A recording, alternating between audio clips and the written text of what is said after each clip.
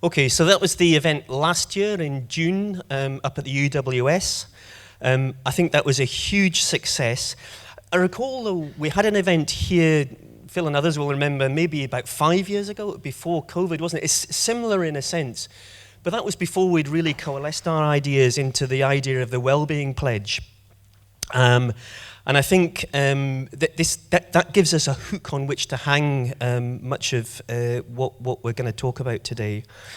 We're really lucky to be here in Troon today on a lovely sunny day. It's just fantastic, isn't it? I took a wander out just onto the seafront there. What a place to live and work. Okay, so the Wellbeing Pledge. Oops, sorry, too fast.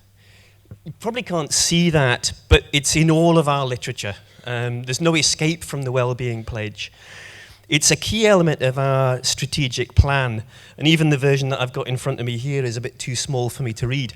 But there's two parts to it, if people remember. There's the part that we as service providers will do in order to assist and help people to live healthy and fulfilled lives in South Ayrshire. But also we recognise that we in the public, third, independent sector can't do everything for everybody. People need to take some responsibility. The state can't do everything. People need to take some responsibility. Yeah, thanks, Mark. If we could just pull those doors over. People need to take some responsibility. So if we use the example of, let me see, ensure people have information they need, there's also a responsibility for people to inform themselves about what's available and so on, and not just simply rely on services being provided to them. I think what's been really fantastic for us as a partnership over the last sort of 18 months or so is building that relationship, particularly with the Community Planning Partnership. And for those of you who don't know what that is, it's an organisation or a structure that exists within all council areas, bringing together almost all of the public services and third and independent sector providers, really to look at what's the added value that we can bring together.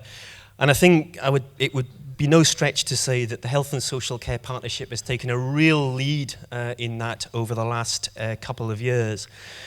So the partnership, the Community Planning Partnership, has adopted essentially the Wellbeing Pledge and underpins some of what is in the local outcome improvement plan. And we're really pleased with that. And we'll come on to talk about localities in a second. And the CPP, as it's called, has picked up our localities as part of their kind of ongoing and future structure. I was just talking with Kevin, who's going to be on the panel with me before starting this morning. We're really excited actually about the next stage, and I think that might be something we'll talk about this time next year, is moving forward with our thinking in terms of public service. A number of us have been exposed to something called the Liberation Method, and some of you may or may not have read a book that was published about 6 years ago called Radical Help by Hilary Cottam, which is really saying that there are different ways of providing public services that we really need to kind of move on and adapt to over the coming period. So I think there's a real groundswell of support for the approach in the Wellbeing Pledge, but moving that on over the next wee while. Okay, so I'm just gonna run through some of the things that we've been doing over the last year. Okay, so these slides that I'm going to go through provide an update on what we as the Health and Social Care Partnership with our partners have been doing over the last wee while. So, I mean, as I say, we could have talked about all sorts of other things, but in the slides, and you won't be able to see it very well, but just at the left-hand side as you look at it, there's the launch of the Children and Young People Service Plan, which was launched just at the end of last year, that sets out our vision. And I think it would be fair to say that the children's services planning landscape has hugely developed over the past 3 or 4 years, and the work that Mark and Lindsay have done to sort of promote that integrated working is absolutely applauded. The second picture along there is a picture of Mark and I. 4 of us actually were really lucky to go down to an awards ceremony in London. We got second prize in the IEASY Awards, for children's services. And it was quite a prestigious event down in London. And so we got to go down and wear bow ties and kilts and things. So that was great fun. The next bit, the young carers, we need actually a room, not just a cabinet, for their awards. Most of you, I imagine, will have seen the film that young carers themselves filmed called The Weekend, and it's won a lot of prizes. And there's more of that to come. We've done really, really well in that regard. I think the other area that we're particularly proud of in children's services, obviously, is the work that Dawn leads in terms of the Promise. And I think, again, our approach to supporting care-experienced children and young people is second to none in Scotland, and really, really pleased and proud of the work that they're doing. We're obviously looking to extend the work of the Belmont Family First project that Mark and others have been leading into other sort of school clusters, and there's some really great interest from across Scotland in the work that we've been doing there. Provide services around you and your family, and I'll probably not dwell on this hugely. Almost all of you will be aware of the investment that we've made over the last 3 or 4 years, actually, following the Adult Social Work Learning Review, in localities for adult services. And I think it's a hugely significant development for the partnership. We call it Team Around the Locality. You'll see the acronym TATL maybe from time to time. We've got a wonderful team of people who've joined us over the past sort of 6 to 9 months or so, and they're really getting into the business of engaging with local people about what their priorities are and how we can bend services to kind of meet people's priorities, but also, in line with our Wellbeing pledge, give people the opportunity to do things that improve their own well-being and resilience and so on. Hugely exciting piece of work. Unfortunately, Billy McLean, who's been leading that work, can't be with us today because of bereavement, but pay real tribute to Billy and his team for the work that they're doing in that space. What we've been doing is doing work to help communities connect and care for each other. And obviously, there's a whole raft of activities that people have been up to. So we've had VASA leading a lot of work on our behalf, looking at opportunities for changing and engaging with people. We've had the establishment of the Aging Well Champions boards. I think there are 3 at the last count. Real groundswell of interest from people who are older, like me and Phil, in engaging. What should services look like? How should communities support people? It's a bit like that saying, "It takes a village to raise a child." Well, it takes a whole community to look after everybody who's not working or vulnerable for whatever reason. And obviously, we've had some huge success in terms of the personal, what am I calling it? PB? What does it stand? I forgot. Why could I not remember that? Participatory budgeting. It was just talking a bit about that before, and I think we're ahead of the game in terms of our approach to participatory budgeting. And there was obviously the particularly successful day in Girvan this year. The next thing is ensuring people have the information they need to support their health and well-being. We've been working a whole raft of changes, strategies, improvements. The communication strategy is just about to be published. We'll go to the IJB in June. We're doing a lot of work improving our offer across what they call channels. What do you mean channels? Well, it's in-person contact with people, the website, and the telephone. There are different ways that people might want to find out what's available at times of difficulty and so on. So we're really working on all 3 of those levels, and there's a lot of work ongoing in terms of the website in particular at the moment. That sort of top middle bit there is about South or Connect that we're calling it. It's just in its infancy of being rolled out, but it's a real partnership between us and our colleagues in VASA, the sort of front end of our engagement with people in the community. There'll be more of that in due course. And And of course, that little bottom box there called Getting It Right for Everyone, we've been participating with other partnerships in Scotland in the Getting It Right for Everyone approach. And I think there's a lot of learning for other parts of Scotland in terms of the work that we've been doing here. I want to focus perhaps on the bottom left there, what matters to you. One of the things that we've been working really, really hard to ingrain across the partnership is listening to people, really trying to avoid arriving as professionals with a sort of toolkit of things to fix people. That's not the way to do stuff. The way to do stuff is to have that conversation with people that says, where are you in your life at the moment? What is it that we might be able to help you with, and who might be the people who are able to help you? And there's a real culture change that we're working really, really hard to develop, and I think there's a lot of success in that, and I really wanted to emphasize that. The work that the term ADP might not be known to some of you. It's the Alcohol and Drug Partnership. And again, I think it would be no stretch to say that the work that Faye and Gary as the chair of the ADP are doing is amongst the best in Scotland. There's some really forward-thinking work that we're doing, particularly engaging with people with lived experience in terms of alcohol and drug use, who are able to assist us to reflect on how services should develop and engage with people who are in recovery. Really, really fantastic work being undertaken there. And mentioned already the sort of signs of safety work, that work about working with, in the children and family space, engaging with people with a risk-sensible approach. So it's a way of, I guess, trying to be clear with people themselves. What do you think is necessary for us to be confident that you're safe? And I think that's a really, really subtle change in terms of the way that we're trying to provide services. Support people to age well by keeping them healthy and in their home for as long as possible. So the team around the locality work that I described earlier is largely focused on that area of work. There's a sneak preview there on the left of a aging well strategy that's not yet published.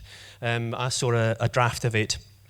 Very different, quite a conversational document that will be published, I think, on the 30th of May at the big event that VASA will be holding that many of you, I imagine, will be at. Mentioned already the Aging Well Champions Boards. Something that we have been doing, again, the middle, sort of top middle left, if that makes any sense. The Holly Health app, if you live in South Ayrshire, I would encourage you all to sign up for the Holly Health app, which you can find through Primary Care. And again, that's an app that allows you to I guess, manage your own kind of long-term conditions and health and so on. And there's been rollout across all three partnerships in Ayrshire and Arran that's been hugely successful, and again, a really great example, I think, of the work that we've been doing. Mentioned already, obviously, the kind of awards in terms of children's services. The Parkinson's team, they also need a cabinet for the awards that they've received, and hugely proud of the work that they're doing. We could have included actually in there probably the staying ahead of the curve work as well that Joanna Payne and others have been leading in terms of engagement with people who are at the beginning of frailty in their local communities. So there's an awful lot of staff that we and partners that are joining us today, as I said at the beginning, and some really, really fantastic work.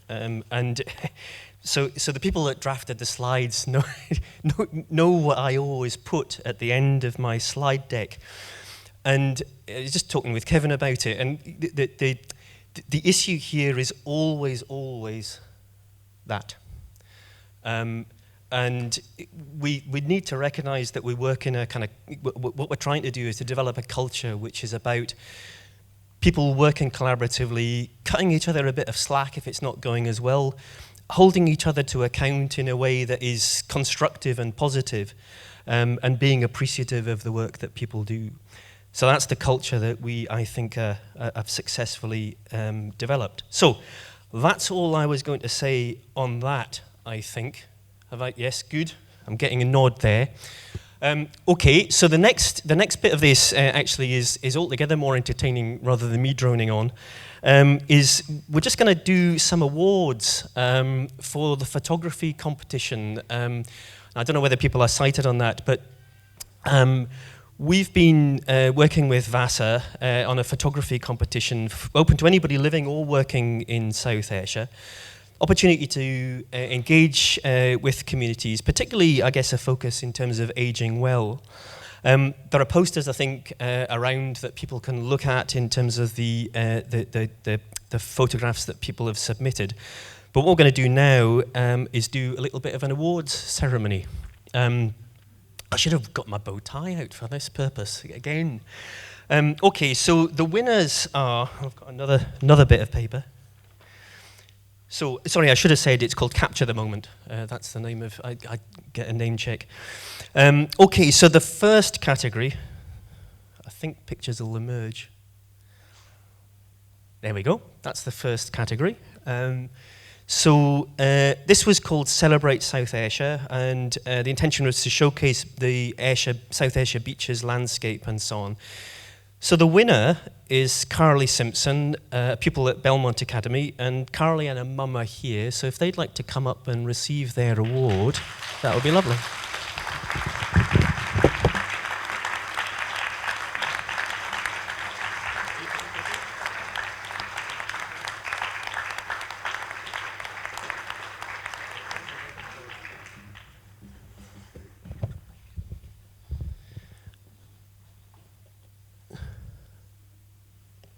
Okay, the next award is the Intergenerational Award, and that's to showcase real-life examples of residents of all ages coming together. And the winner is Vincent McWhirter and the South Ayrshire Outdoor Partnership. Now, I don't think Vincent's able to... Is he? Great.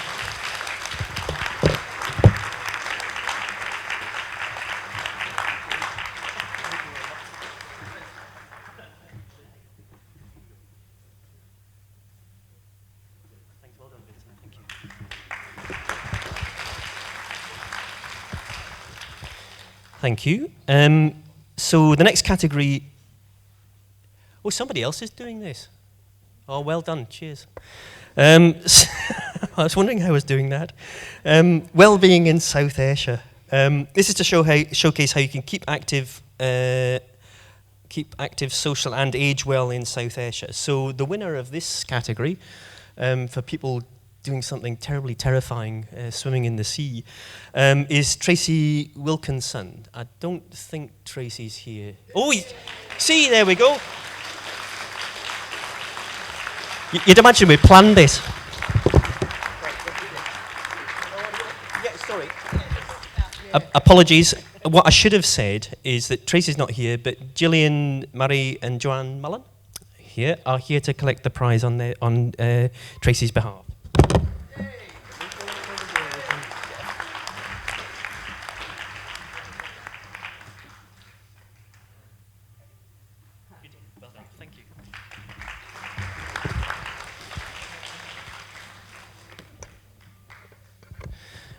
Category 4 was Aging Well in South Ayrshire Champions Board Special. This category is specifically for members of the Aging Well Champions Board and to showcase what aging well really looks like in South Ayrshire. So the winner here is Francis Brown and Recycle Air.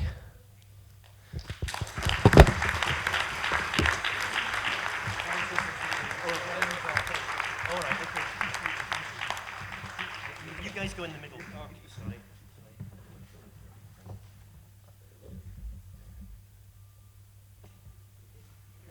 That's great. Well done. Thank you.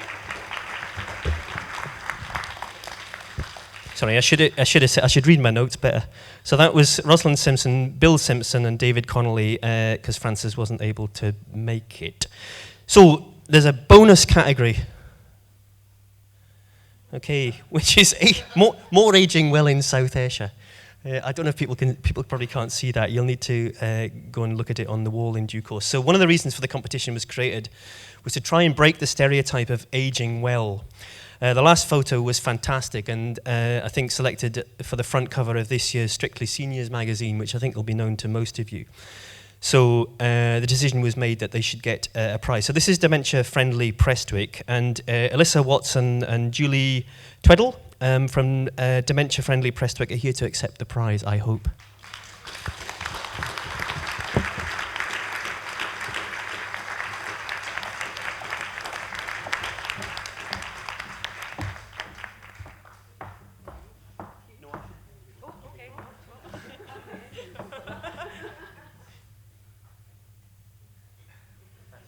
Thank you.